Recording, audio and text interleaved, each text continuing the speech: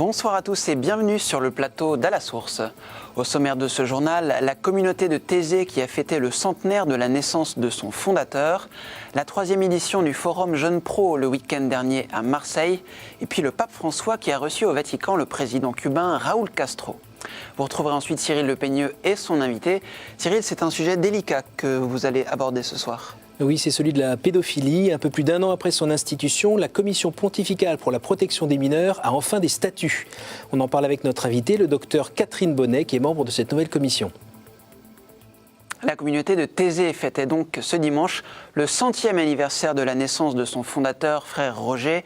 La centaine de frères qui vit aujourd'hui à Thésée avait convié les habitants de la région à découvrir la vie et l'œuvre de celui qui fonda la communauté il y a 70 ans. Reportage Marine Wolf.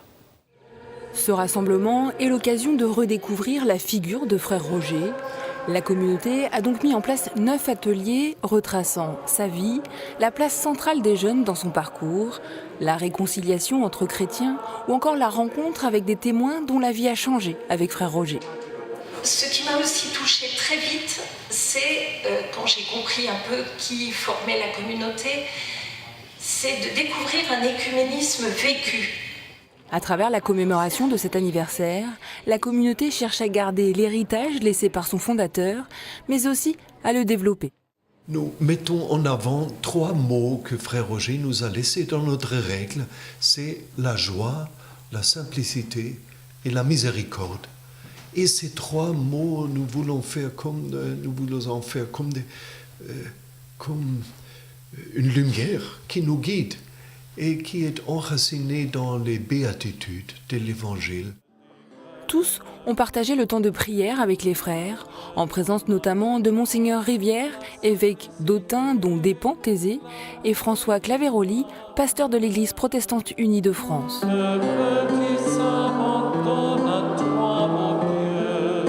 La journée s'est achevée par un temps dans la communauté, l'occasion pour chacun de partager ce qu'il a reçu. La communauté de Thésée, pour moi, c'est un endroit très important. C'est là où ma foi s'est réveillée. Je reviens souvent, reprendre des forces dans cette prière de la communauté.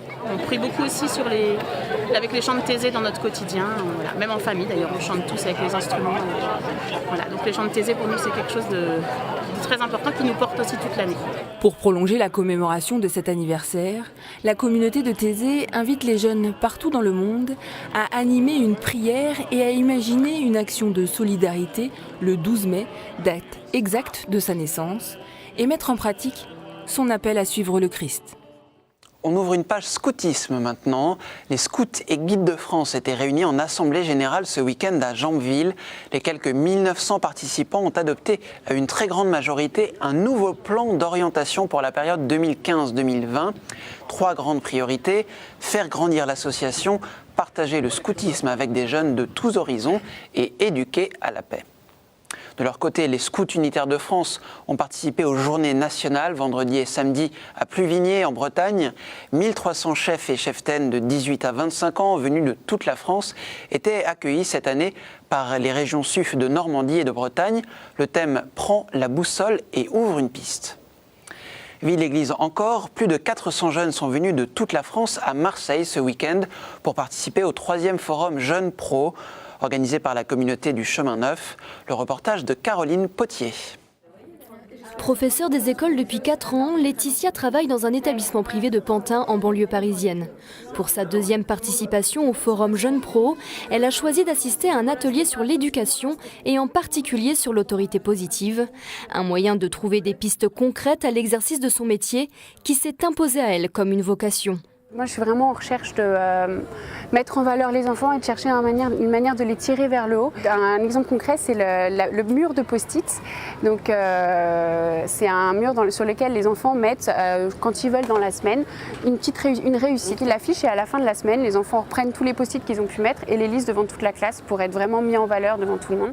Bénéficier de clés de compréhension et de l'expérience de leurs aînés, c'est ce que sont venus chercher ces jeunes actifs. On peut vivre notre foi pas seulement de manière personnelle chez nous ou à l'église, mais aussi dans notre travail. Ils nous montrent combien dans leur vie professionnelle, dans les choix qu'ils ont à faire, ils se laissent vraiment porter par l'Esprit Saint, vraiment pris dans leur travail, avec leur travail, sans forcément l'affirmer.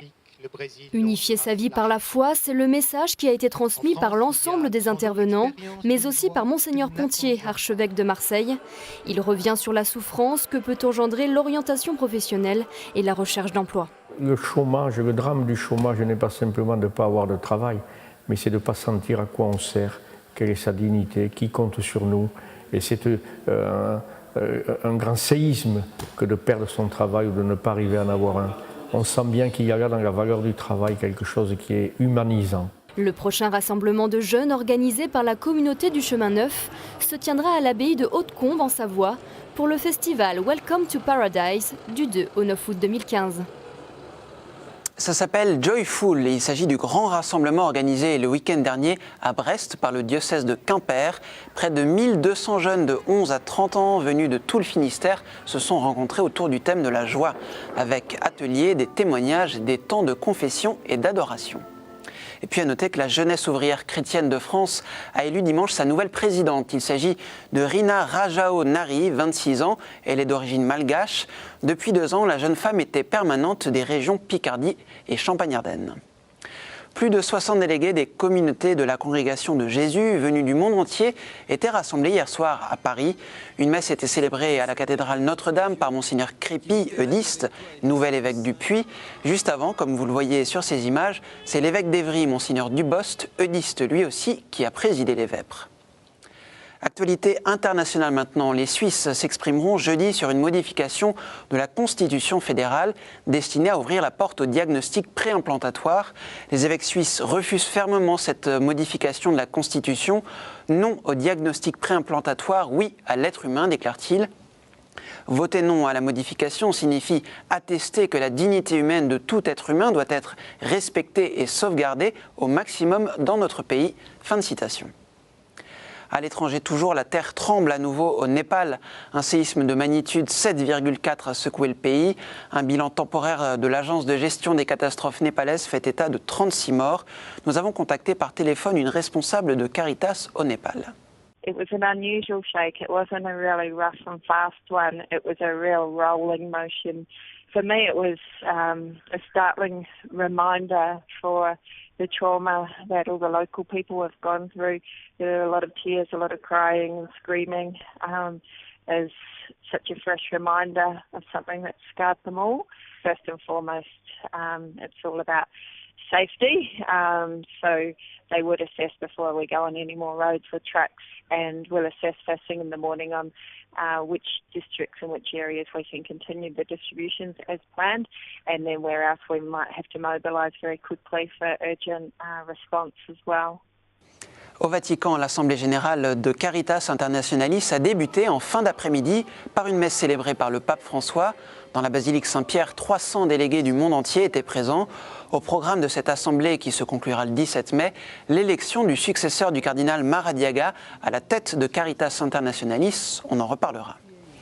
L'activité du pape François a surtout été marquée ce week-end par sa première rencontre avec le président cubain Raúl Castro au Vatican. Une rencontre qui intervenait à 4 mois du voyage que le Saint-Père accomplira en septembre à Cuba, avant de rejoindre les États-Unis. Hier, la conférence des évêques cubains a annoncé que le pape serait présent pendant 4 jours sur leur île, du 19 au 22 septembre. Mais écoutons la chronique que notre consoeur d'Immédiat consacre à ce sujet.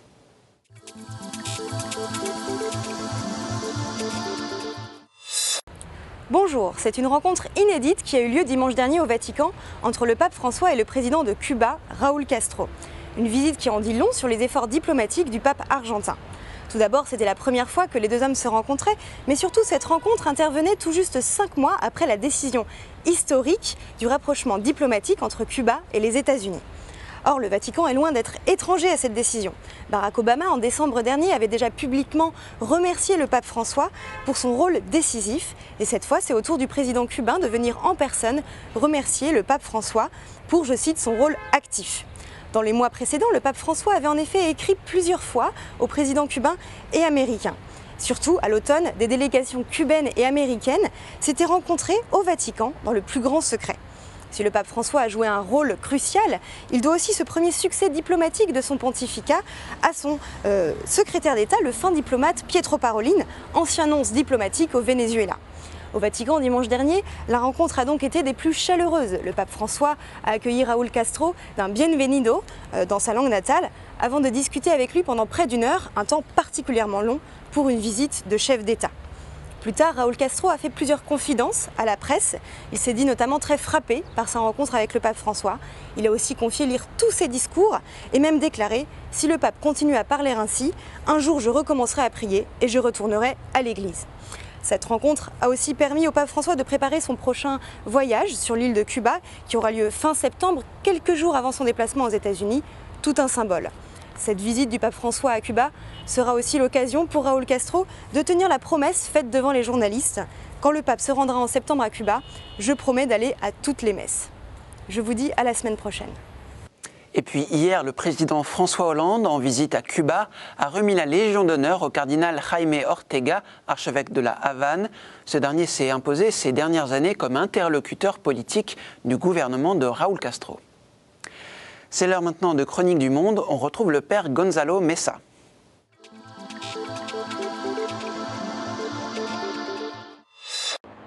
Samedi 2 mai 2015, le pape François a fait une visite symbolique aux États-Unis.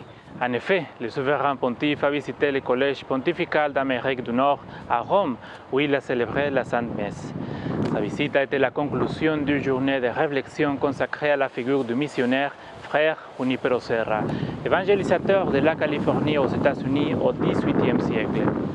On peut dire que cette visite a été le prélude du voyage apostolique aux États-Unis du 22 au 27 septembre en occasion de la Journée mondiale de la famille qui aura lieu à Philadelphie. Un des événements les plus significatifs de ce voyage sera la canonisation du missionnaire de la Californie, frère Junípero Serra, le 23 septembre dans la basilique nationale de l'Immaculée Conception à Washington. Junípero Serra est né en 1713 à Majorque, Espagne. Il entre chez les franciscains quand il avait 17 ans. Frère Junípero est parti pour le Nouveau Monde en 1749. À Mexico, capitale de la Nouvelle-Espagne, il enseigne la philosophie. Mais après, il accepte la tâche de reprendre les missions de Californie passées sous l'administration des franciscains quand les jésuites ont été expulsés d'Espagne et de toutes ses colonies. En quelques années, les franciscains, avec Junípero Serra, font 21 missions. En Californie, entre elles, San Diego et San Francisco. C'est pour cela que Junípero Serra est considéré comme un des pères fondateurs de Californie. En fait, au Capitole des États-Unis, il y a une galerie de ces statues de grands personnages, où on trouve là aussi la statue de Junípero Serra. Dans son homélie pendant la Sainte Messe au Collège américain à Rome, le 2 mai dernier, le pape a dit « Junípero Serra a été le protagoniste d'un nouveau printemps évangélisateur dans cette terre éloignée et il a aussi défendu les indigènes contre les abus des colonisateurs. » Frère Junípero est un témoin de sainteté, un des fondateurs des États-Unis et un saint protecteur de la catholicité hispanique en Amérique du Nord. À partir du 23 septembre prochain, Frère Junípero Serra sera proclamé sainte. Aujourd'hui, on prie pour son intercession, spécialement pour un des secteurs les plus vulnérables des États-Unis, les hispaniques sans papier. Je suis le Père Gonzalo Mesa et je vous souhaite une très bonne semaine. Que Dieu vous bénisse. Merci beaucoup Père Mesa et à bientôt. Place maintenant au dossier. Je vous retrouve quant à moi jeudi prochain. Très bonne soirée à tous.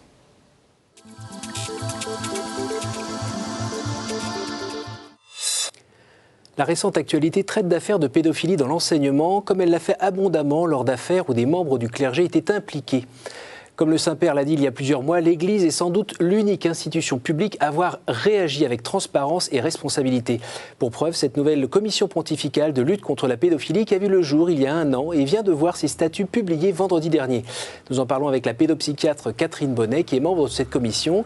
Bonsoir madame, merci pour votre présence. Bonsoir monsieur. Alors, question toute simple, qu'est-ce qu'on trouve dans ces statuts? Il y a 6 articles et donc... Bon, je vais vous parler de l'ensemble. Ce qui est très important de comprendre, c'est que d'abord, nous sommes une commission de 17 membres. On pourrait être 18, mais pour l'instant, nous sommes 17.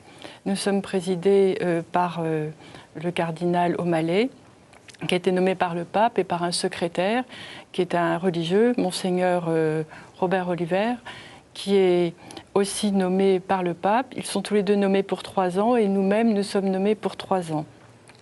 Alors nous sommes une institution autonome Nous ne dépendons pas d'un département de la Curie, mais nous allons bien entendu travailler avec les différents départements pour pouvoir avancer et aider et protéger les enfants. Alors si vous voulez, ce qui est important, c'est que nous voulons avant tout, dans toutes nos décisions, protéger l'enfant parce que c'est son intérêt supérieur qui est le plus important. Ça, c'est votre mission. Oui. Et d'ailleurs, le début de ces statuts commence par une lettre du pape François qui est très claire et qui nous fait confiance puisque nous sommes en somme les conseillers du pape François, ce qui est vraiment un grand honneur. Donc, il souhaite que chaque enfant dans le monde puisse être accueilli en toute sécurité par tous les membres de l'Église. Alors, ce qui est spécifique, c'est que nous allons couvrir tous les continents. C'est pour ça que nous sommes 17. Et c'est important parce qu'il faut qu'il n'y ait pas de décalage, aussi bien dans ce que nous allons proposer. Alors, notre travail va être de proposer des initiatives donc, au pape François, qui sont de différents ordres, en particulier que ce soit rédiger des recommandations, que ce soit proposer de meilleures pratiques, la formation très importante, en particulier au niveau des chefs de l'Église et également dans les séminaires et également auprès des enfants pour que les enfants comprennent, qu'ils puissent être aidés. Nous allons aussi travailler dans les séminaires pour essayer de prévenir. Donc vous voyez, c'est un ensemble d'éléments et nous allons travailler en groupe. Alors la commission va se réunir 2 fois par an. Nous avons la possibilité d'avoir une réunion extraordinaire en plus s'il est nécessaire. Mais entre-temps, nous allons travailler par groupe, une sorte de sous-commission, et avec des thèmes spécifiques. Et les conclusions de ce travail de groupe seront discutées lors des commissions plénières. Alors est-ce qu'on peut dire que vous avez 2 missions, c'est prévenir et guérir ? Guérir, non, nous allons guérir, pas... au moins essayer de trouver des solutions pour les gens qui ont été concernés par ces affaires-là, et prévenir pour que elles aient plus l'occasion d'arriver. Oui, alors vous soulevez une très bonne question à laquelle je n'ai pas répondu. Nous ne nous occupons pas de cas individuels. Et ça, effectivement, il faut que toutes les victimes le comprennent parce que nous ne sommes pas dans une position de procureur et nous ne pouvons pas examiner les plaintes qui sont déposées. Mais ce que nous souhaitons, c'est que les membres du clergé puissent accueillir les victimes et leurs familles le mieux possible lorsqu'il y a un dévoilement de violences sexuelles et que la sécurité soit faite pour les enfants, que les personnes puissent se signaler dans les délais les plus rapides. Donc nous allons réfléchir de manière à ce que les pratiques soient vraiment les meilleures et soient surtout unifiées, si vous voulez, dans tous les pays. Voilà. Je pense que vous appelez le travail de cette commission de vos voeux depuis très longtemps. Est-ce qu'il y a un point en particulier sur lequel vous voulez attirer notre attention ? Écoutez, je crois que ce qui est important, c'est, je dirais, la détermination du pape François, qui est très forte. Et je pense que c'est très important pour les membres de la commission parce que il nous a confié cette mission, il y tient. Et je dirais que tous les membres de la commission sont vraiment déterminés. Nous sommes aussi une commission pluridisciplinaire, donc pour pouvoir examiner tous les aspects. Si on regarde dans le détail, est-ce que par exemple la responsabilité des évêques est mieux précisée ? Ça va faire partie de notre travail, de manière à ce qu'à tous les niveaux de l'Église, les responsabilités soient prises en compte et qu'il n'y ait pas de situations comme il a pu se passer par le passé, mais qui sont aussi, je dirais, des situations qui existent dans notre société, parce que plus les personnes sont responsables, plus elles doivent prendre leurs responsabilités. Vous avez parlé de formation dès le séminaire. Est-ce qu'on pourrait parler aussi un jour de dépistage ? Alors, c'est pas nous qui ferons le dépistage. Non, mais dans les propositions. Mais si vous voulez, c'est dans des recommandations. Les anglo-saxons, parce que la langue de la commission est l'anglais, l'italien, l'espagnol, le français n'en fait pas partie. Alors bon, ce sont les guidelines, excusez-moi. Donc ce sont en fait ce qu'on appelle des recommandations, et dans ces recommandations est indiqué justement comment on peut dépister, reconnaître, signaler. Ça fait partie, si vous voulez, des éléments qui sont très importants quand on est par exemple tout jeune, qu'on ne sait pas, qu'on n'a pas été formé. Ces accidents, ces crimes, en fait, tels qu'on les appelle aujourd'hui, qui ont été commis ou qui sont peut-être encore commis par des membres du clergé, c'est pas nouveau, hein, ça existe quand même depuis très longtemps. Cette commission est mise en place, les travaux vont continuer ou se développer davantage. Vous croyez que ça va changer quelque chose ? Oui. J'y crois. Je pense que c'est très important parce que je pense qu'il y a plusieurs éléments. Il y en a un qui est la diminution de l'ignorance.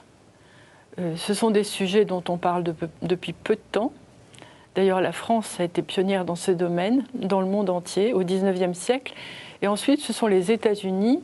Et c'est d'ailleurs aux États-Unis que les premiers dévoilements, enfin ce qui a été appelé le scandale, est arrivé parce que la sensibilité sociale était plus importante. Donc je crois qu'il faut voir le problème de l'Église dans un contexte général de la société. C'est vraiment très important. Et moi, je suis optimiste.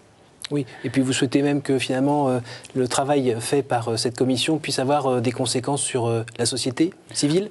Ah, je le souhaite et je l'espère, parce que tout est lié. Et je pense que quand il y a une prise de conscience dans un domaine tel que le domaine de l'Église, cela peut aider aussi d'autres institutions, parce qu'il y a...